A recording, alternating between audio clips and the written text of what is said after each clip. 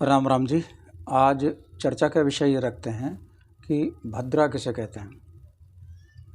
सामान्य भाषा में ऐसे समझ लो जैसे तिथि है, पड़वा, द्वितीया, तृतीया, चतुर्थी, ऐसी पूर्णिमासी तक होती है।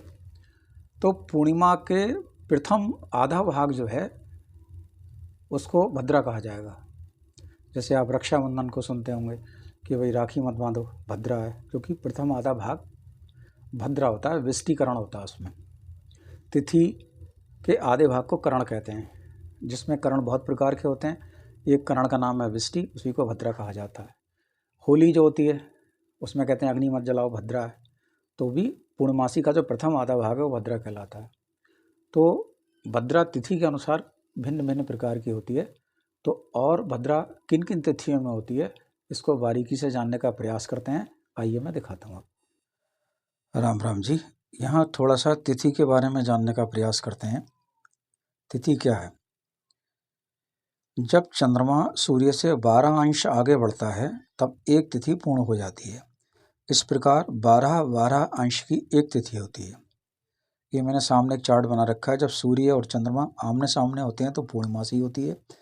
जब सूर्य और चंद्रमा एक साथ होता है तो अमावस्या होती है। तिथि के बारे में आपने जान लिया। अब तिथि के आधे भाग को ही करण कहा जाता है।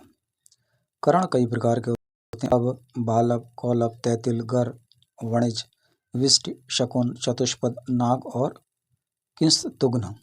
विष्टि नाम के करण को ही भद्रा कहा जाता है। विष्टि के जो स्वामी हैं वो यम है। विष्टिकरण अर्थात भद्रा में किया हुआ कार्य शुभ नहीं होता है, परंतु इसमें विष, घात और तांत्रिक कार्य सिद्ध होते हैं। इसमें कहा गया शास्त्र वचन के अनुसार जो मनुष्य जीवित रहना चाहे उसे भद्रा में कोई भी शुभ कार्य नहीं करना चाहिए। इसका अर्थ यह हुआ यदि आप कोई शुभ काम करते हैं तो उसका फल आपको नहीं मिल पाएगा।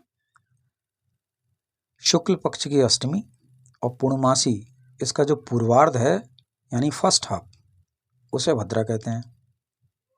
एकादशी और चतुर्थी, इसका उत्तरार्ध यानी सेकंड हाफ, उसे भद्रा कहते हैं। तो इसीलिए पूर्णमासी के प्रथम भाग में दान नहीं करते, पूर्णमासी के द्वितीय भाग में दान करते हैं। ऐसे ही दसवीं विद्ध एकादशी जो होती है उसको नहीं लेते, क्योंकि कृष्ण पक्ष की तृतीया और दसवीं के उत्तरार्ध में, सप्तमी और चतुर्थी के पूर्वार्ध में भद्रा रहती है। तो ये मैंने तिथि के अनुसार आपको भद्रा के बारे में बताया। ऐसे ही इसमें महीने के हिसाब से भी भद्रा का वर्णन मिलता है। पूस, माघ, कार्तिक, अश्वनी मास में भद्रा का निवास पाताल लोक में रहता है। इसमें आगे बताया गया स्वर्ग में निवास करने वाली भद्रा शुभ फलदायक है। पाताल लोक में निवास करने वाली धन संचय कारक और मृत्यु लोक में निवास करने वाली भद्रा समस्त कार्यों का नाश करने वाली होती है। इस प्रकार आपने बहुत ही संक्षिप्त में ये भारतीय फलित ज्योतिष नामक पुस्तक से मैंने आपको भद्रा क्या होती है ये समझाने का प्रयास किया है। मैं पंडित राकेश पांडे, बरेली, उत्तर प्रदेश, भारतवर्ष। हरिओम।